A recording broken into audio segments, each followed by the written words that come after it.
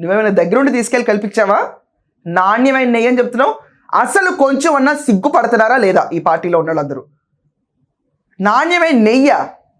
ఈరోజు రోజా చాలు వైసీపీని ఎండేయడానికి. మర్చిపోతారేమో అయోధ్యకు పంపించిన లడ్డూల్లో కూడా కల్తీ జరిగింది. ఈమె గుర్తు చేస్తూ ఉంటుంది ప్రతిరోజు. ఈ పార్టీకి డెంట్ కొట్టడానికి ఇలాంటి వాళ్ళందరూ చాలు నోటికి ఇష్టం వచ్చినట్టు ఒక అన్స్క్రిప్టెడ్ వేలో కూర్చుని ప్రెస్ మీట్లు పెడతా ఉంటే ఖచ్చితంగా రిమెంబరెన్స్ ఆఫ్ ఫ్యాక్ట్స్ తీసుకొచ్చేస్తూ ఉంటారు వాళ్ళు. చీటీలు అమ్మే బ్యాచ్ లాగా తయారైపోయి అయోధ్యకు కూడా ఇచ్చిన లడ్డూలు అవును కదా అని ప్రజలు పిచ్చోళ్ళు అనుకుంటున్నావు. ఈరోజు సిట్ చార్జ్ షీట్లు ఏమొచ్చింది ఎవరు చూడలేదా?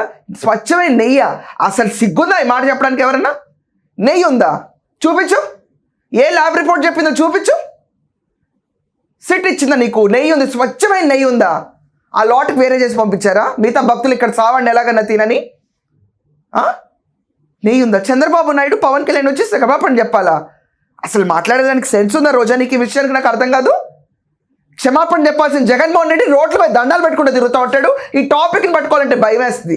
అన్నీ తెలిసి హిందువు అయిన నువ్వు తిరుపతి ఎగేసుకుంటే వెళ్ళి నువ్వు ఆ లడ్డూల గురించి ఈరోజు నువ్వు వెనకేసుకొస్తున్నావు అంటే అసలు నువ్వు హిందువేనా?